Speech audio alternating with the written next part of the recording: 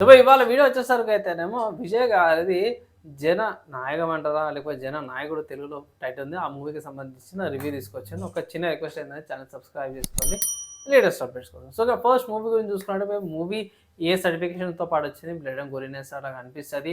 3 hour 3 minute డ్యూరేషన్‌తో పాటు వస్తుంది. Action, drama, political కిందకైతే వచ్చేసింది అనుకోవచ్చు. మంచి యాక్టర్స్ ఉన్నారు. సో, యాక్టర్స్ ప్రకారం కూడా చూసుకుంటే విజయ్ గారున్నారు, సునీల్ గారున్నారు, గౌతమ్ మీనన్ గారున్నారు, ప్రకాష్ రాజ్ గారున్నారు. పూజా హెగ్డే, బాబీ దేవల్ విలన్ క్యారెక్టర్‌లో మీకు బాగా అనిపించింది. ప్రియమణి గారున్నారు. అండ్ నరవణి గారు మంచి మంచి యాక్టర్స్ మంచిగానే ఉన్నారు కానీ ఇక్కడ పెద్ద ట్విస్ట్ ఏంది తెలుసా?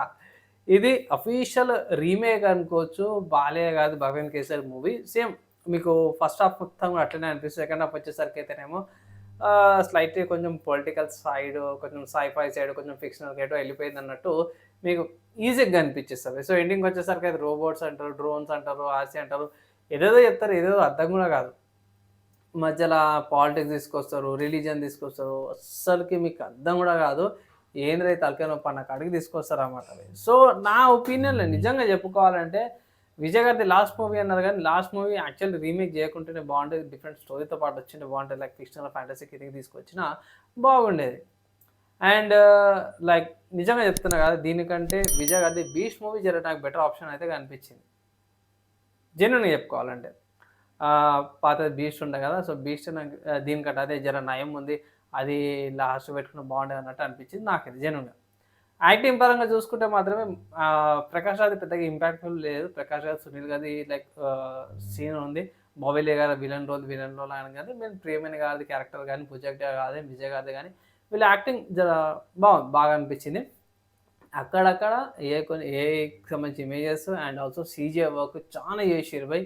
లైక్ జెన్యూన్ సీన్స్ జర లిమిటెడ్‌గానే ఉన్నాయి. రియల్‌గా తీసినయి, గ్రౌండ్ లెవెల్‌లో తీసినయి గానీ mostly AI like CGI, VFX shots ఎక్కువగా ఈజీగా కనిపించేస్తుంది. లైక్ రోబోట్స్ కూడా, డ్రోన్స్ కూడా ఈజీగా కనిపిస్తుంది. సో, ఒకటి కొంచెం ఓవర్ ఎగ్జాజరేటెడ్ లాగా కూడా కొన్ని సీన్స్ అయితే కనిపించినయన్నమాట. అండ్ స్టోరీ పరంగా మీకు అందరికి తెలిసి ప్రిడిక్టబుల్ అనమాట అవి. సో, ఇది చూసినాక నాకు నిజంగా చెప్తాను. నా సైడ్ కూడా చూసినాక అందరిది ఒకటి చూసుకుంటే 'భగవంత్ కేసరి' నాకు బెటర్ అనిపించింది. అండ్ ఇంకోటేందంటే ఈ మూవీకి సంబంధించిన పబ్లిక్ తీసుకోలేకపోయినా ఏమనుకోకండి. అండ్ ఓవరాల్‌గా మూవీ గురించి చెప్పాలంటే మాత్రం మూవీ గురించి చెప్పుకోవాలంటే మాత్రం రేటింగ్ 1.75 ఔట్ ఆఫ్ 5 రేటింగ్స్ ఇస్తున్నాను. ఎందుకన్నా ఇంత తక్కువ రేటింగ్ ఎందుకు ఇస్తున్నాను అంటే మాత్రం ఫస్ట్ విషయం ఏంటంటే ఇది అఫీషియల్‌గా రీమేక్ ఆఫ్ 'భగవంత్ కేసరి'. ఎగ్జాక్ట్‌గా తీయకపోయినా సరే స్లైట్ సటిల్ చేంజెస్ తీస్తారు. లోకల్ నేటివిటీ కోసం అనేసి ఫ్యాన్స్‌కి తగ్గట్టు కొంతమంది చేంజెస్ చేస్తారు. ఓకే. లైక్ కొన్ని ట్రెడిషన్స్‌లో మార్చడం గానీ, లేకపోతే స్టైల్‌లో మార్చడం గానీ, అది యాక్సెప్ట్ చేస్తాం బై. లైక్ కొంచెం స్క్రిప్టే చేంజెస్ చేసేసుకొని లైక్ ఎండింగ్ వేరేలాగా ఉంటే దీంట్లో ఇంకోలాగా డ్రోన్స్‌ని తీసుకొచ్చి ఏవేవో చేసేసి ఏదేదో ఏఐ ఇమేజ్ యూజ్ చేయడం. అది ఫీల్ అనేది మిస్ అయిపోతుందనమాట. సో, దానివల్ల నేను తక్కువ రేటింగ్ ఇయ్యాల్సొచ్చిందనమాట.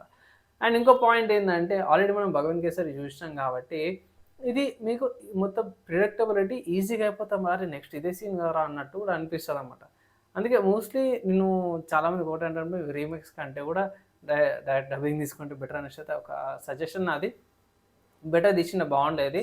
శ్రీలీపాడ్ కంటేను విజయ్ గారిది 'బీస్ట్' మూవీ నాకు బాగా నచ్చింది. దీనికంటే 'బీస్ట్' బెటర్ అనిపించింది నాకైతే. మీరేమన్నా మీ ఒపీనియన్‌తో కామెంట్ చేసుకోవచ్చు. ఫైనల్‌గా ఇది నా ఒపీనియన్, నా రివ్యూ. నచ్చి మంచి అనిపిస్తే మాత్రం లైక్ అండ్ షేర్ చేయండి. నెక్స్ట్ వీడియోలో కలుసుకుందాం.